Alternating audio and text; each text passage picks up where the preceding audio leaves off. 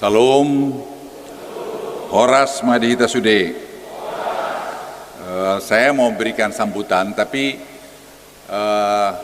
saya ingin menceritakan dulu 100 tahun Indonesia tahun 2045, supaya nanti kita HKBP ini memposisikan diri mau di mana. Apakah HKBP ini jadi pelengkap penderita atau menjadi bagian dari proses Indonesia menjadi high income country. Karena target kita pada tahun 2035 Indonesia itu 2040 kita akan jadi negara yang berpendapatan tinggi. Sebenarnya penjelasan ini saya pernah berikan di Singapura waktu saya diundang bicara di Straits Times Forum. Saya jelaskan ini. Jadi mereka tanya kemana arah Indonesia untuk 100 tahun Indonesia. Nah, Bapak Ibu sekalian, saya dengan cepat akan memberikan ini supaya Bapak-Bapak nanti saya akan juga menjelaskan apa yang harus kita buat HKBP. Jadi jangan HKBP hanya jadi organisasi kemasyarakatan, padahal kita punya anggota 5-6 juta yang akan punya banyak kesempatan untuk juga berbakti, berkarya di tengah-tengah bangsa ini dan mendesain negeri kita ini ke depan. Tantangan berat pencapaian visi Indonesia itu menyangkut pada pertumbuhan ekonomi. Saya kira slide saya ada, ini saya akan menunjukkan kita mau capai growth kita 7-8% untuk 5-10 tahun ke depan, dan itu sangat doable karena sangat bisa, karena kita banyak tidak efisien. Istilahnya dalam bahasa ekonominya ICOR-nya kita terlalu tinggi, nanti akan saya jelaskan. Dan saya sampaikan di Singapura dan itu dimuat di di front page dari Straits Times bahwa kita untuk mencapai 7-8% growth itu sangat dimungkinkan. Memang pertikaian dunia itu juga tidak baik-baik saja, banyak masalah ekonomi di Amerika dengan presiden yang baru Trump, yang juga dengan China, dengan South China Sea, juga di Ukraina dengan Hamas, Gaza, itu semua kompleksitas dunia. Tapi saya pikir kita bisa bernavigasi karena modal pokok kita juga cukup bagus. Saya akan datang dengan angka-angkanya nanti. Nah, ini dampak masa jabatan Trump kedua, pertumbuhan PDB dunia akan lebih rendah dan inflasi global lebih tinggi akibat penerapan tarif. Saya berbicara dengan beberapa teman saya di Amerika 1 minggu terakhir ini, berbagai macam karena dalam DEN ini, Dewan Ekonomi Nasional ini, National Economic Council ini ada disebut Advisory Board. Advisory Board ini terdiri dari pakar-pakar yang kami undang, dan ada tadi 5 orang dari pakar-pakar dunia. Nah, kalau kita lihat ini, Trump itu akan menetapkan tarif, tapi kita bagaimana bernegosiasi dengan dia? Karena kalau tarifnya 100%, itu akan membuat ekonomi kita juga goncang. Akan dolar nanti kuat, rupiah kita akan melengah. Tapi kita juga masih punya kekuatan ekonomi yang cukup bisa mengatasi itu.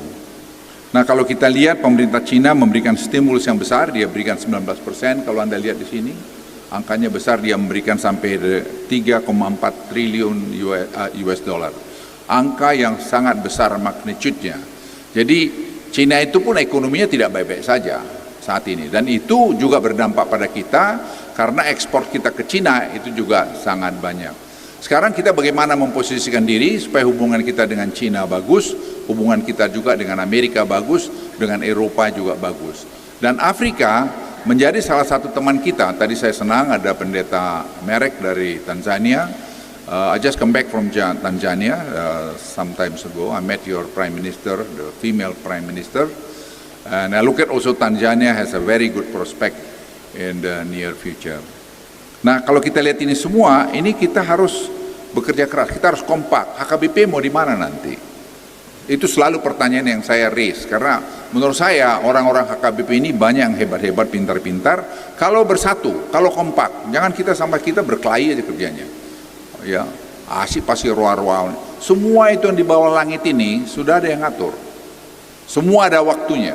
Ada waktu kau lahir, ada waktu kau besar, ada yang waktu kau nikah, kau berkuasa, kau selesai berkuasa, dan seterusnya. Jadi kita harus kerjakan bersama-sama, dan itu sebenarnya semua ada di dalam Alkitab.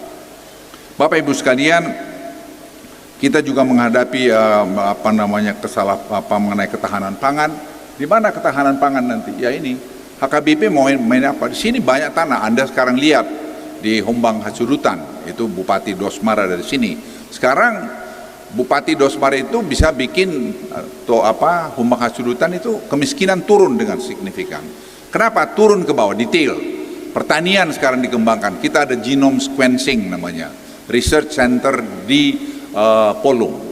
Itu HKBP juga. Yang kerja orang HKBP juga. Anak-anak muda HKBP juga. Jadi sekarang HKBP maunya apa? Apakah Anda menjadi bagian atau Anda menjadi pelengkap penderita? Semua terserah pada kita bersama. Juga perubahan iklim transisi dan juga fragmentasi geopolitik dan persaingan ekonomi. Kemarin jam seperti ini saya bincang-bincang dengan Presiden Prabowo cukup lama berdua kami mengenai ekonomi ini, dan saya sampaikan juga saya mau brief ini juga kepada HKBP. Saya katakan kenapa? Karena di orang Batak itu banyak kali pintar-pintar matematik. Karena ujung-ujungnya ekonomi ini matematik. Saya juga membawa di sini nanti Profesor Yohanes. Prof Yohanes ada? Ada. Suruh nanti siap dia ya. Nanti akan menjelaskan satu program yang kita susun nanti untuk anak-anak HKBP untuk improve matematiknya. Karena matematik kunci. Jadi untuk HKBP jangan hanya bicara Alkitabiah saja dan berkelahi saja, bicara juga tadi matematik. Jadi supaya lengkap. Ini saya kira penting karena kalau sudah belajar matematik, berkelahinya nanti jadi kurang. Jadi HKBP akan lebih solid, lebih melihat spiritualitas. Karena menurut saya dari video yang saya tayangkan itu, yang nonton itu 561.000 orang. Saya ulangi 500. Segi, ada anunya itu, ada 561.000 orang yang nonton itu, kalau saya tidak keliru. Dan itu dari itu berapa puluh persen orang Batak yang melihat sudah minta perubahan di dalam liturgi HKBP. Ya. Ini data, jadi kita bicara data, ada kecenderungan itu, ketidakpuasan, dan ada juga berapa persen yang orang-orang HKBP yang lari ke gereja lain mengatakan, oh kalau HKBP memperbaiki dirinya, kami akan kembali ke HKBP. Bapak Ibu sekalian, hari ini masalah teknologi itu super penting. Saya nonton kemarin AI, Artificial Intelligence. Itu bagaimana ke depan ini robot itu sudah bicara satu sama lain. Dan itu saya sudah bilang sama Mangipurus waktu itu, bagaimana HKBP mensikapi perkembangan teknologi yang begitu cepat tadi. Kemudian kalau kita lihat pertumbuhan ekonomi kita tidak jelek-jelek amat, next slide, sebenarnya cukup bagus, 5% di atas. Kita akan bisa tumbuh 6-7% ke depan kalau inefisiensi kita ini kita bisa handle. Kalau kita lihat fondasi ekonomi kita juga di antara negara-negara ASEAN, next slide, itu juga saya kira cukup bagus.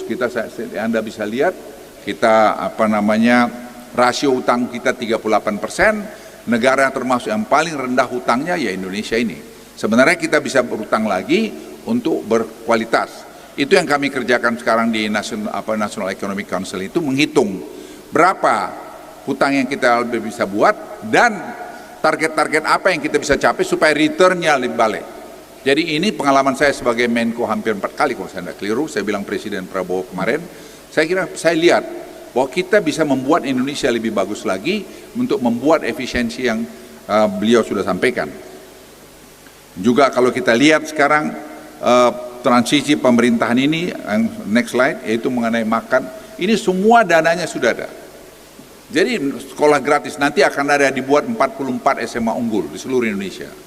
Ya, 44. Dan makan gratis akan diberikan. Ini bagaimana sekolah-sekolah HKBP? Saya udah bilang sama istri saya, karena istri saya bilang aku tuh mundur aja dari sekolah HKBP, jangan. Terusin aja, nanti kita dukung. Karena apa? Karena pendidikan itu kunci buat HKBP. Kalau HKBP ini mau tetap eksis. Kalau HKBP itu jadi bodoh, maaf kalau saya pakai istilah bodoh, ya HKBP akan tersingkir. Jadi program yang akan datang daripada pimpinan HKBP itu harus juga pada pendidikan, soal liturgi, soal mengenai liturgi yang diminatin oleh anak-anak yang tidak muda juga atau orang-orang yang senior, dan juga tadi bagaimana masalah pendidikan ini, kemudian masalah kesehatan, semua ini program kalau orang bilang semua ini jalan, tidak ada masalah. Tapi masih banyak kebocoran. Nanti saya akan masuk ke sana. Itu yang sedang kita mau atasi sekarang ini. Komitmen kuat dari Presiden dalam reformasi dan pencapaian misi Indonesia, saya tidak ragu. Kami bicara kemarin panjang lebar mengenai ini. Beliau firm untuk ini. Dan saya ingin HKBP masuk. Saya mau HKBP masuk. Di Dewan Ekonomi Nasional itu Rektor Del itu saya masukin. Kenapa? Ada bagian dari digitalisasi Del itu, dan Del ini sekarang saya berikan genome sequencing research yang ada di Polung ini. Genome research sequencing ini kerjasama dengan Beijing Genomic Institute, ini yang pertama di seluruh kawasan ini. Jadi ada di HKBP, dan yang sekarang